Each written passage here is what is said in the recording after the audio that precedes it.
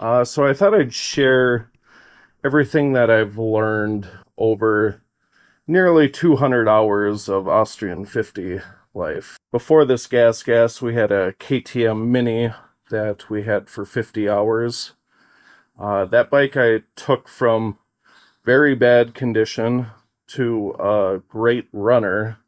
Unfortunately, for the amount of money that I put into it, I probably should have just bought a brand new Mini. When push came to shove and I had to decide what to do for the next bike, the question of do we go Cobra or do we stay with Austrian 50s was kind of on my mind, and I had such a good rapport with our KTM Mini that I stuck with Austrian bikes for 50 Senior. Now this bike was primarily used off-road. My kid did race the full Enduro series twice. He did the Hare Scrambles series for District 23. We had some good success in them. Did a little bit of motocross. Big improvements between the Austrian Senior versus the Mini is the 12-inch front tire. That helps a lot with handling, navigating bumps, ruts, everything else. The suspension's about twice as much, and the frame is actually taller, so you get more room between the foot peg and the seat. I started my kit on the 50 Senior at about 48 inches tall, maybe just a little under that. That seemed to be a pretty good height for this bike. If you were only riding motocross, you probably could get away with a little bit smaller, but if you're doing off-road, it's nice to be able to touch the ground at times. Some of the basics with this bike is we did top ends every 25 hours. One time I stretched it to 30. The cylinder was still fine, piston was still good, but I think I liked 25 hours better from what I was seeing, so we kept up with that. I do have 140 hours on the original cylinder. She still looks good. I touch it up with Brillo pad and make sure that it's nice and clean and that we got good cross hatching before it gets buttoned back up. Just the Vertex piston kits. Ends up being about a 3-hour job when I take my time and clean as I go, make sure that I'm inspecting everything. One of the biggest components with these Auto 50s is the clutch. I did run the stock clutch for almost 80 hours. It is very adjustable. It does hit very hard when you want it to, but the stock components are really poor. The metal that's used is very soft. The baskets get notched, the fit pins get notched. It ends up costing quite a bit of money just to keep up on the components of the clutch outside of the plates. I did switch over to an IRP triple grip clutch. I used that on our KTM Mini. I had pretty good success with it on this Gasgas. The triple grip clutch is not perfect though. It does not hit as hard as the stock clutch, which can be a good thing.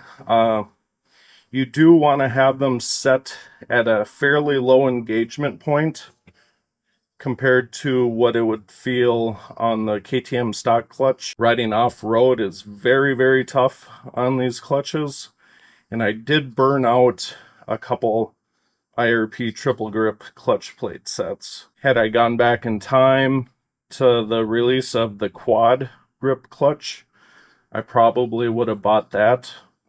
They are more expensive than a triple grip, but they do have an extra set of plates in there, and they do have cutouts for more oil flow. So I think that the clutch life may actually be longer.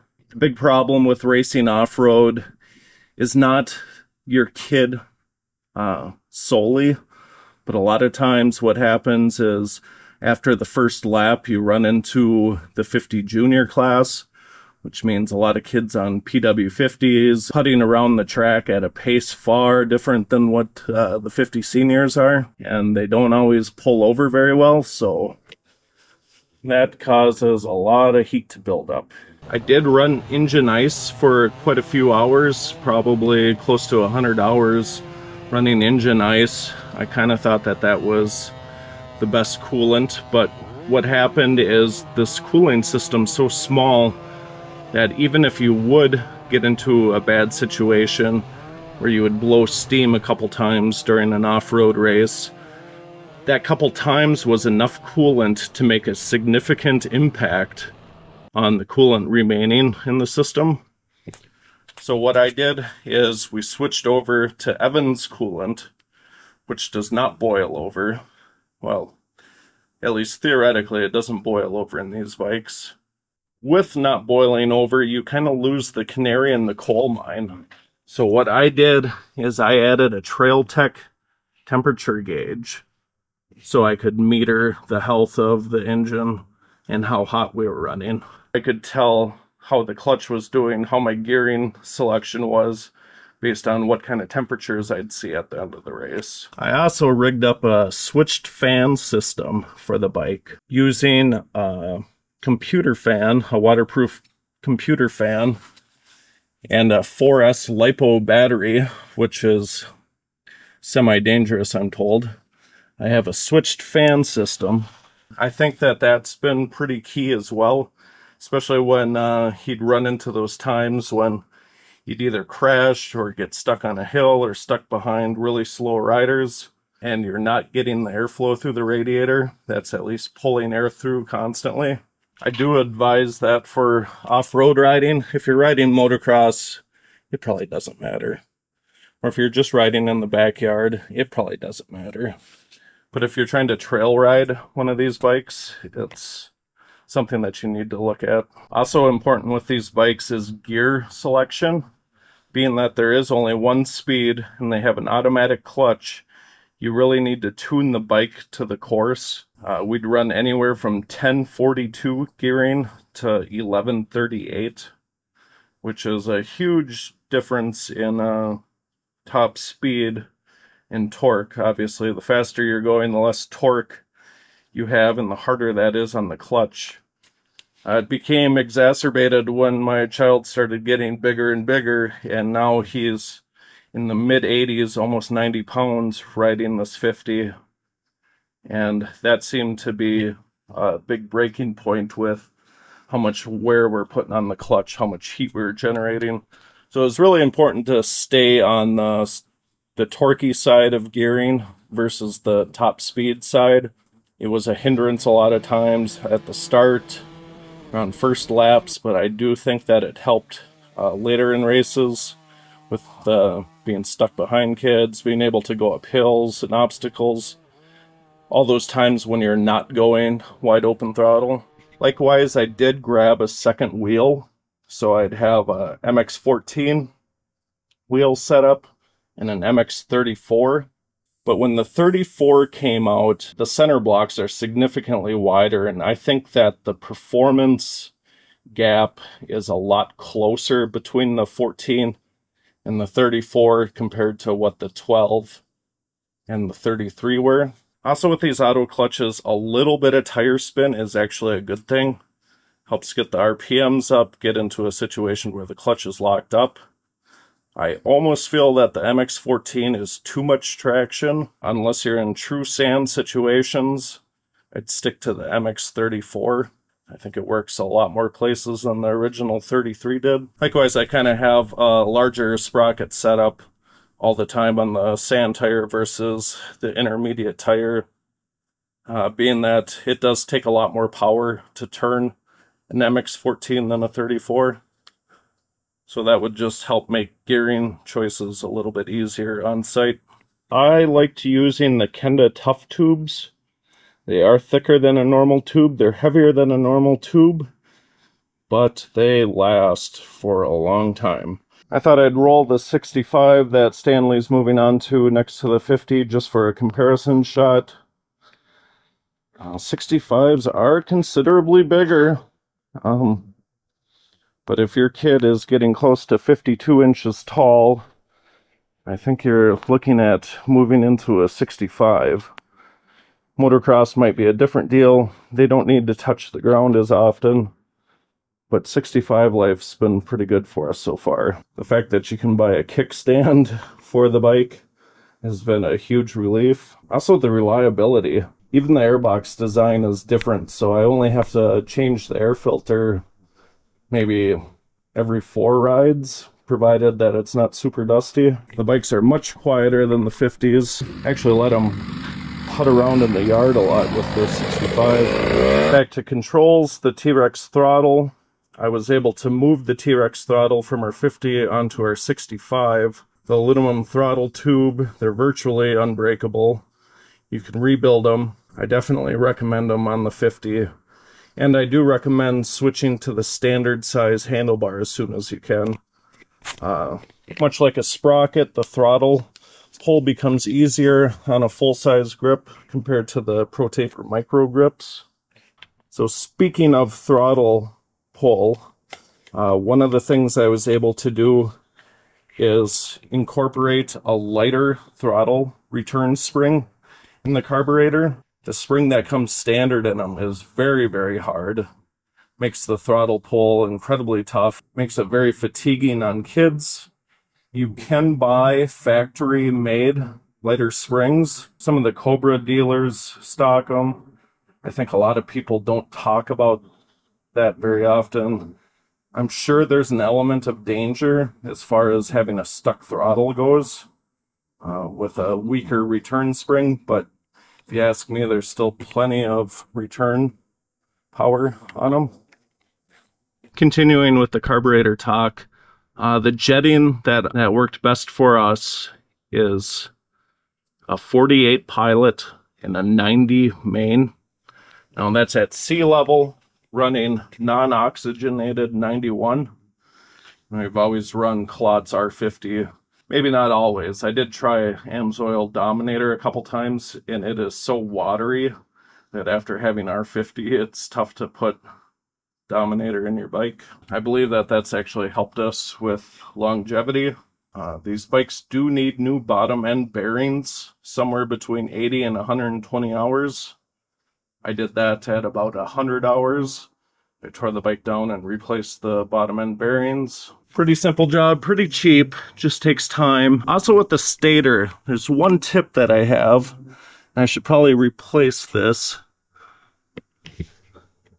There is a bleed hole on the case, and that's where all the water and dust comes in. And when people have stator problems, there's a good chance it's because of the contamination. So just putting a little piece of tape over the bleed hole makes a huge difference keeping water and dirt and sand out of the inside of your stator or ignition cover. Likewise, every time that we do wash the bike, I do like to pull the ignition cover off, blow it out with air, make sure that it's nice and dry. Just another one of those preventative maintenance things that these bikes seem to require a lot of. These 50s are really tough on chain guides, especially if you're running small sprockets. So I recommend replacing them either every 40 hours or every top end. They're cheap. I also like to grease the bearings every year.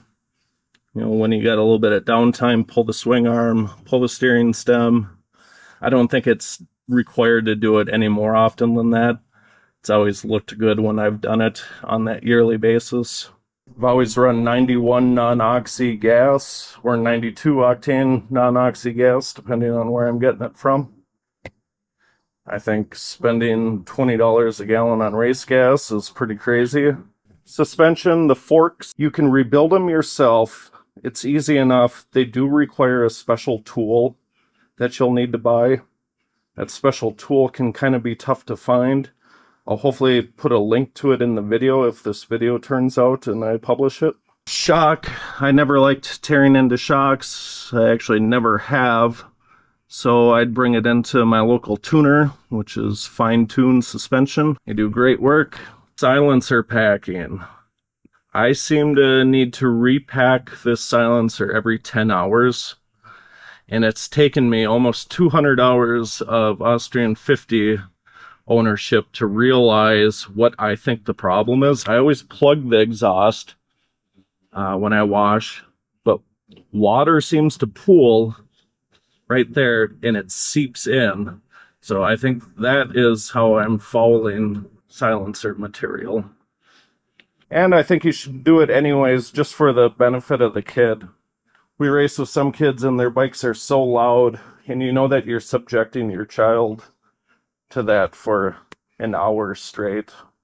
That's just not the smartest thing to do when it's as easy as $9 worth of silencer packing, or even less.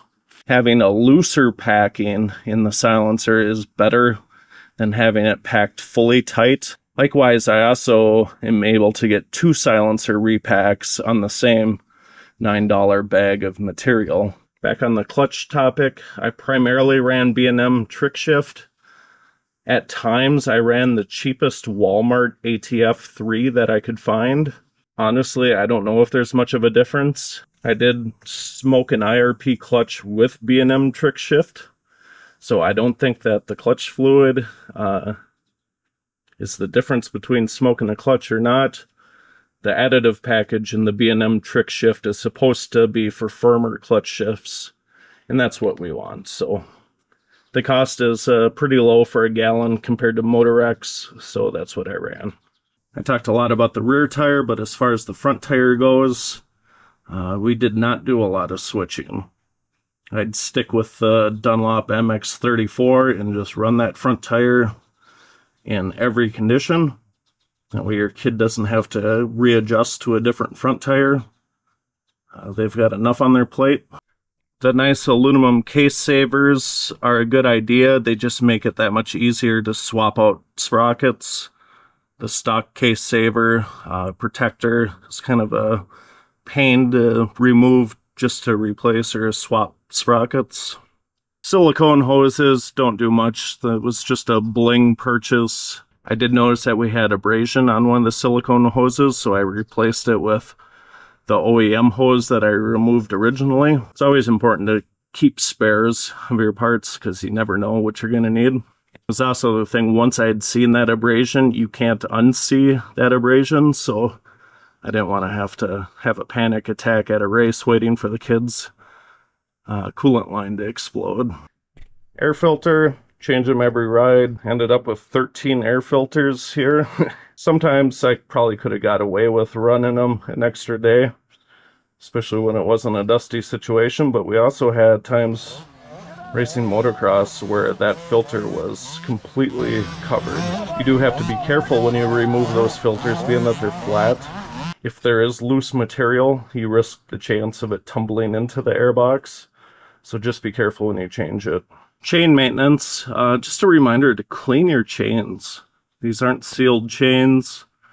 Every couple rides I take it off, I put it in an ice cream bucket with some gasoline, swish it around. It's pretty disgusting what comes off the chains, especially even chains that you think are pretty clean. They do hold a lot of dirt. And if you'd like to keep your chain running smooth, it's actually a pretty good source of power loss if you have a dirty, unoiled chain versus a clean and oiled chain. Reeds should be changed probably every 50 hours, probably every other top end. A lot of times they look like they're good, they're not letting light through, but they do become fatigued. And if you've got a top end stutter that isn't stator related, you know it's not jetting related, it can easily be your reeds as well. Also in the carburetor, the needle and the needle jet are wear items on these, and they do need to be replaced as well. All of a sudden your mid-range will start getting really fat. Stay on top of that, probably every other top end as well.